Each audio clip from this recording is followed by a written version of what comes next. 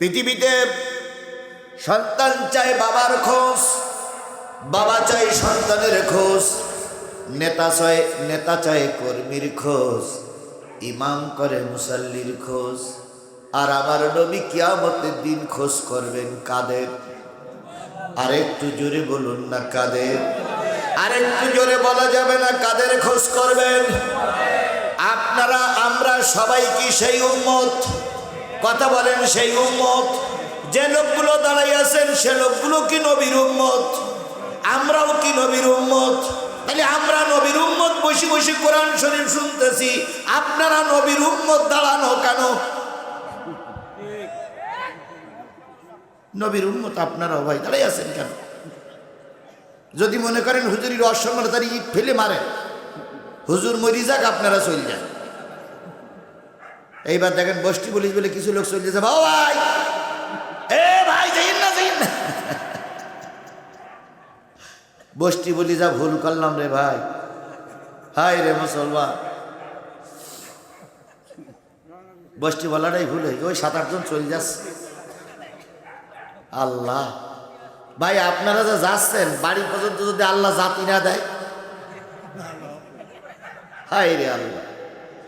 আচ্ছা আমি বলুন তো, আমি কি যাত্রা গানে বস্তি বলেছি? মাহফিলি বস্তি বললো, আপনারা দাঁড়াইছিলেন চলে গেলেন। হাই রে কপাল পড়া। তাহলে আল্লাহ রাব্বুল আলামিনের নবীর নামে নাজিল হলো কি? আর জোরে বলেন, নবীর উপরে নাজিল হলো কি? পৃথিবীর সর্বশ্রেষ্ঠ কিতাবের নাম হলো কোরআন। কথা বলেন ঠিক না বেঠিক? পৃথিবীর সর্বশ্রেষ্ঠ মানুষটির নাম হচ্ছে মুহাম্মদ রাসূলুল্লাহ সাল্লাল্লাহু আলাইহি সাল্লাম। আর এই কোরআন যিনি নাজিল করেছেন তিনি কে? আল্লাহর উপরে আর কেউ আছে?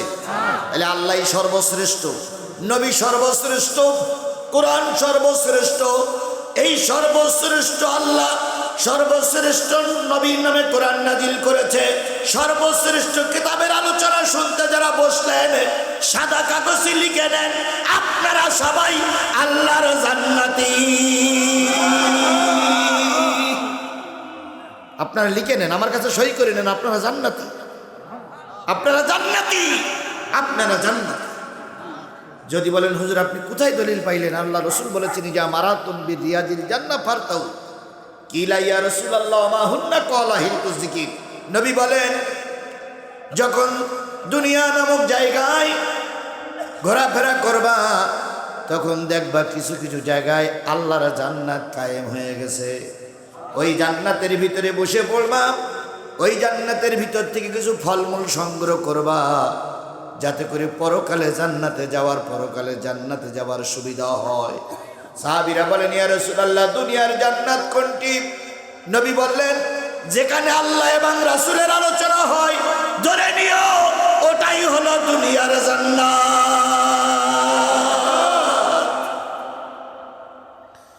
ফরিদুল ভাই কোরআন থেকে আলোচনা করেছে, আমিও সূরা লোকমানের একটা আয়াত তেলাওয়াত করেছি, বুখারী শরীফের একটা হাদিস আপনাদের সামনে পড়েছি। তাহলে আল্লাহ রসুলের ভাষায় এই জায়গাটার নাম কি? জান্নাত।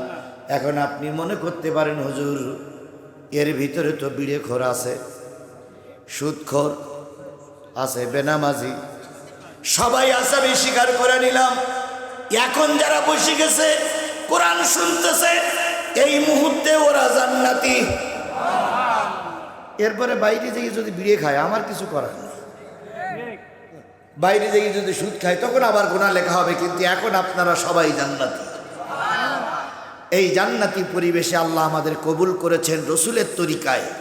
তাই রাসূলের নামে দুরূদ আর সালাম কারোর জবান বন্ধ থাকবে না, সবাই মিলে বলছি সাল্লাল্লাহু আলাইহি ওয়াসাল্লাম। বন্ধুগণ,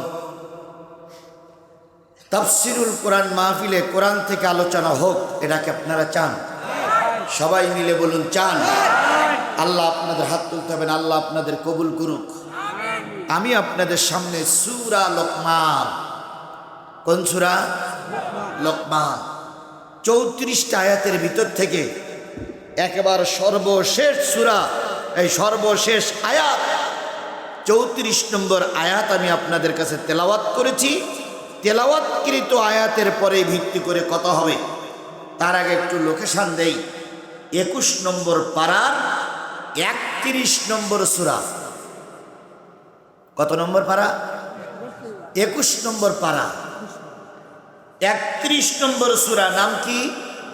লোকমান।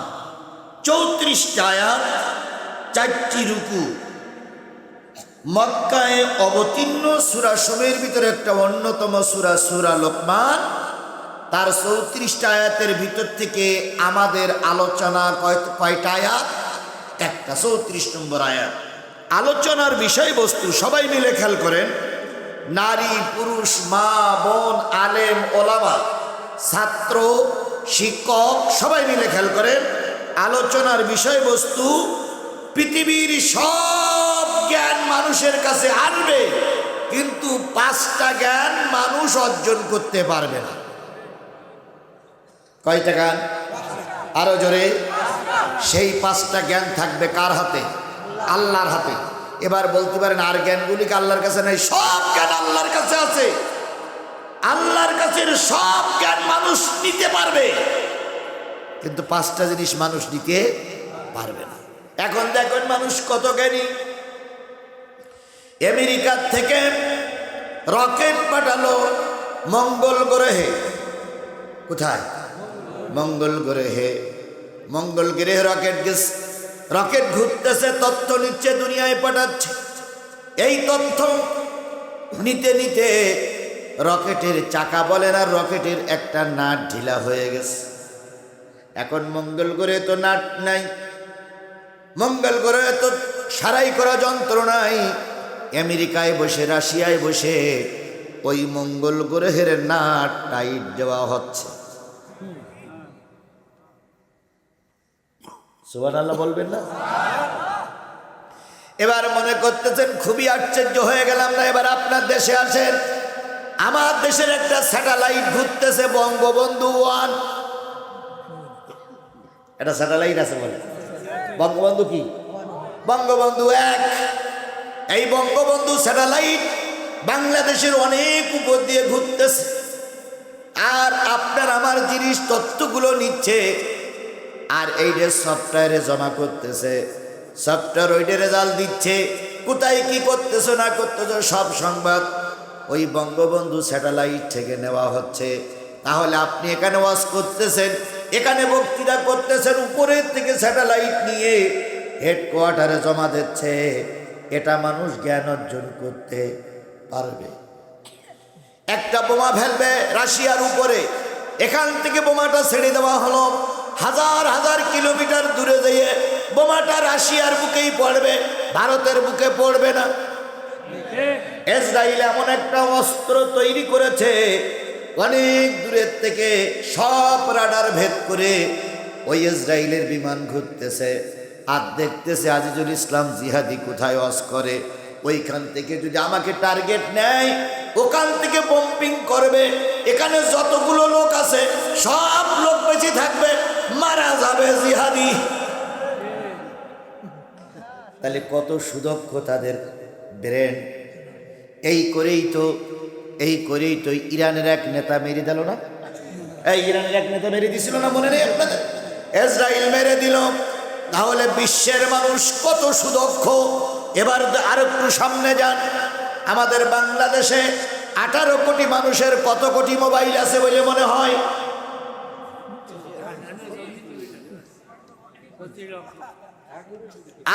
18 কোটি মানুষের কমপক্ষে 10 কোটি মোবাইল। এই সব মোবাইলগুলো শেখ হাসিনা দেশে কে দেয়নি? কি বল? উনি একবার বলেছিল এই মোবাইল কে দিয়েছে? আপনারাই বলেছিলেন, আপনি দিয়েছেন। আপনি না বলুক, আপনার আর এক ভাই বলেছিল। কথা বলেন ঠিক না ঠিক? তাহলে আমার টাকা দিয়ে কিনলাম, শেখ হাসিনা কি করে গেল?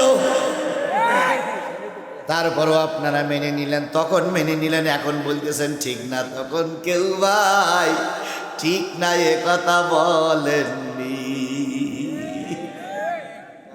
হায় রে আল্লাহ, হায় রে আল্লাহ, কি নির্যাতন চলেছে। আজকে আমি গাড়ি নিয়ে এখানে ঢুকেছি, এমনও সময় গেছে উল্লাপাড়াতে আমাকে ভ্যানে আনতে হয়েছে, আমাকে মোটরসাইকেলে নিয়ে আবার মোটরসাইকেলে দিয়ে আসা লেগেছে। এই নিম্ন অঞ্চলেও নেতারা আমাদের মাহফিলে বাধা সৃষ্টি করেছে। সে অবস্থা যায়নি? তাহলে আমি যে জিনিসটা বোঝাতে চাচ্ছিলাম, 10 কোটি মানুষের মোবাইলই কয় কোটি সিম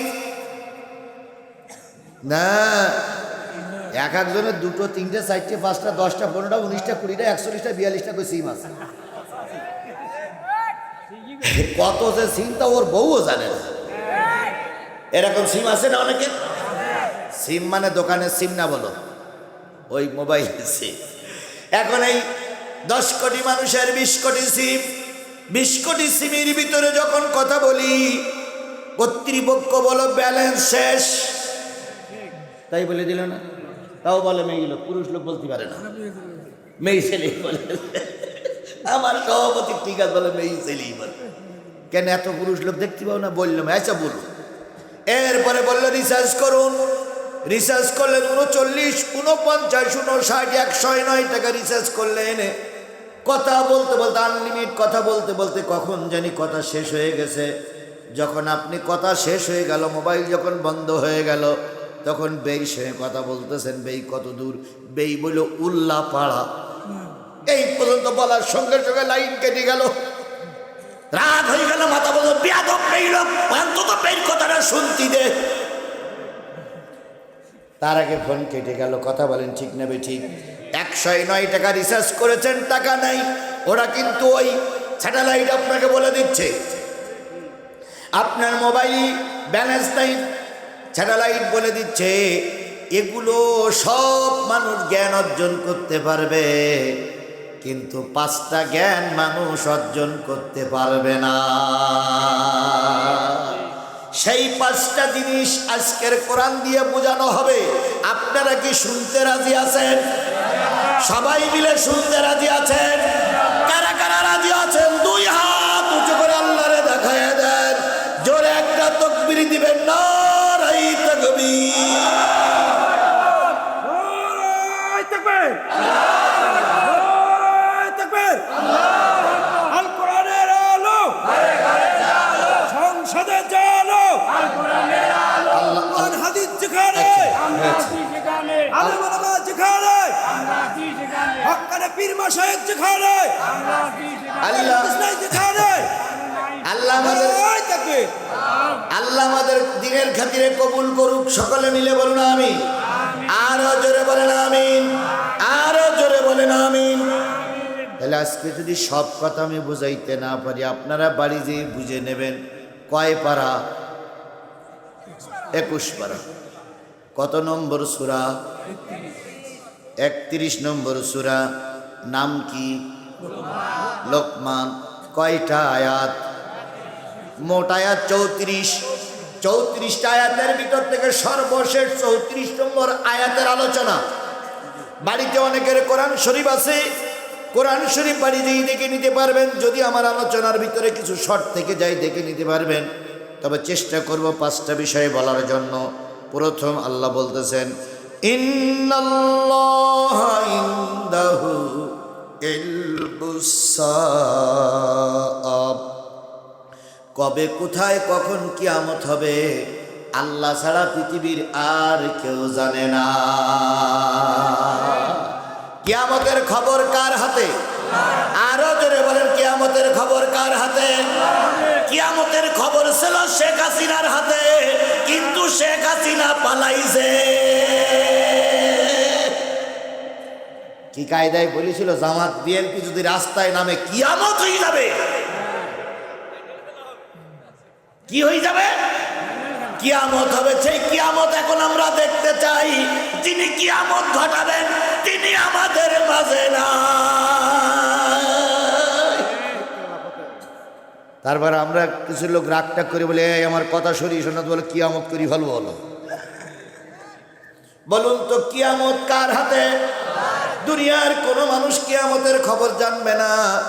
আমেরিকা এত শক্তিশালী, রাশিয়া এত শক্তিশালী, পৃথিবীর এত দেশ আছে শক্তি দিয়ে পরিপূর্ণ, কিন্তু কিয়ামতের খবর কেউ বলতে পারবে না। তবে আমরা কিছুটা সংবাদ বলতে পারি। তার ভিতরে একটা হলো কিয়ামত হবে 10ই মুহররম। কতই মুহররম? আরো জোরে বলেন কি বার? এই দুইটা খবর বলতে পারি, তাছাড়া আর কেউ আমরা বলতে পারি না। আমাদের চিত্র জগতের যারা সিনেমার অভিনয় করে, একবার আমি গাড়িতে যাচ্ছিলাম, হঠাৎ করে দেখি সিনেমার সামনে লেখা আছে কিয়ামত থেকে কিয়ামত, কিয়ামত থেকে। আমি চিন্তা করলাম তাহলে কিয়ামত যদি এরা তৈরি করে তাহলে আল্লাহ গেল কই? এরপরে আবার লেখা আছে কোপা শামসুর। কি শামসুর? কোপা শামসুর। কোপা শামসুরির হাতে বড় এক রামদা, রক্ত ঝরতেছে ওই রামদার মাথা দিয়ে। তাহলে বাইরে যদি কোপাকুপি হয়, ভিতরে কি ঘাবাঘাবি হচ্ছে তার ঠিক নাই।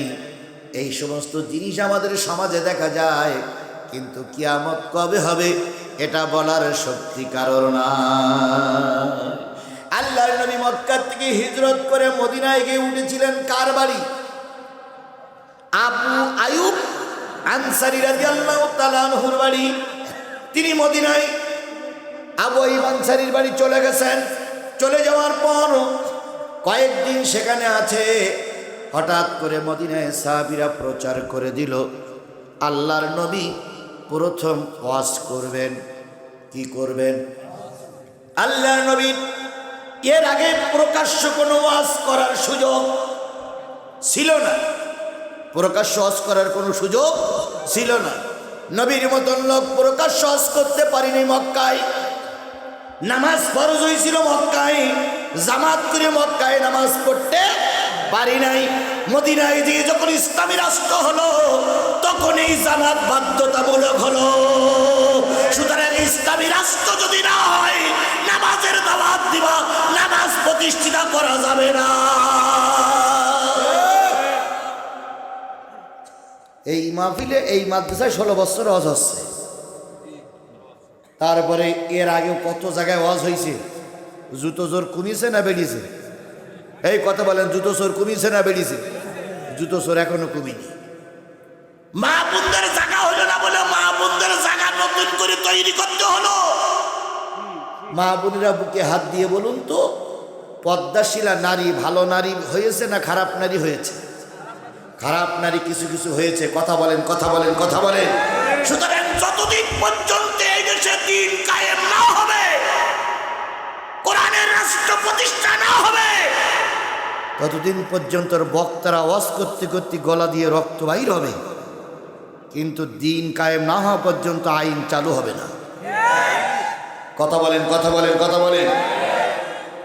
আজকে বাংলাদেশ জাতীয়তাবাদী দল বিএনপির নেতারা বলতেছে চাঁদাবাজিদের আমাদের দলে কোনো ঠাঁই নাই। তাই বলতেছে না? আমরা স্যালুট জানাই, ধন্যবাদ জানাই। বাংলাদেশ জামাত ইসলাম বলতেছে যে চাঁদাবাজি কোনো লোক পালি ঠ্যাং গুঁড়ো করে থানায় দাও। তাহলে বিএনপি বলতে চাঁদাবাজি রাখবো না, জামাতও বলতেছে চাঁদাবাজি রাখবো না। তাহলে চাঁদাবাজিটা হচ্ছে কি করে?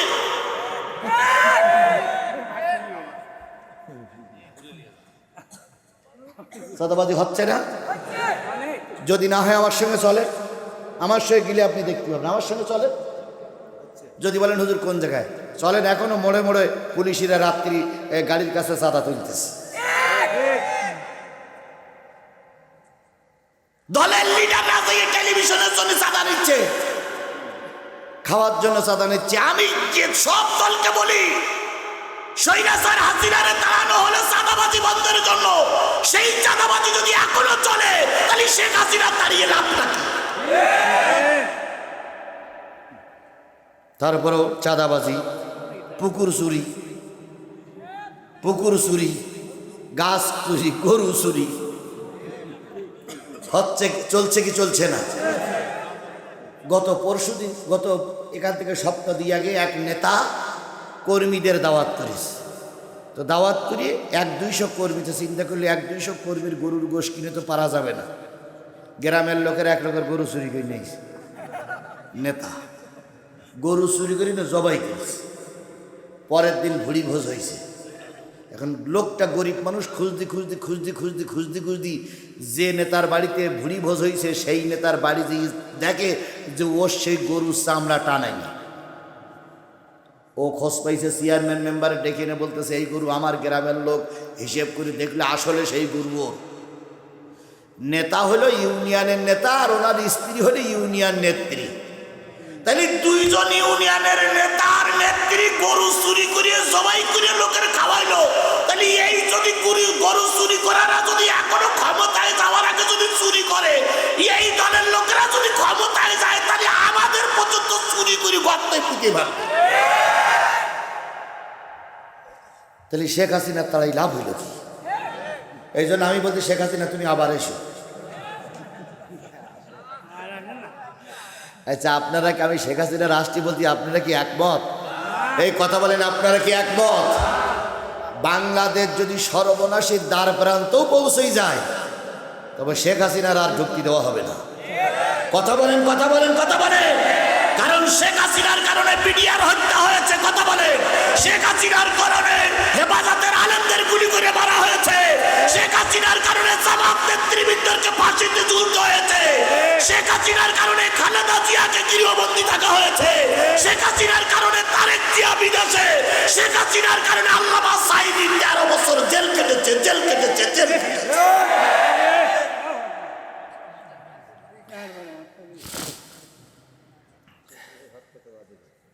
আওয়ামী লীগ ঘোষণা করেছে আজকে বিক্ষোভ আর কালকে হরতাল। ওদের ঘোষণা কালকে কি হরতাল। আমরাও কালকে মাঠে থাকবো। তোরা হরতাল নিয়ে রাস্তায় নাম, দেখি তুই কোন মাছ দুধ খাচ্ছিস আর আমরা কোন মাছ দুধ খাইছি, একটু দেখি। আল্লাহর কসম, বাংলাদেশের একজন গণতান্ত্রিক মানুষ বেঁচে থাকা অবস্থায় এই স্বৈরাচারীদেরকে আর বাংলাদেশে কোনো রাজনীতি করতে দেওয়া হবে না, হবে না, হবে না।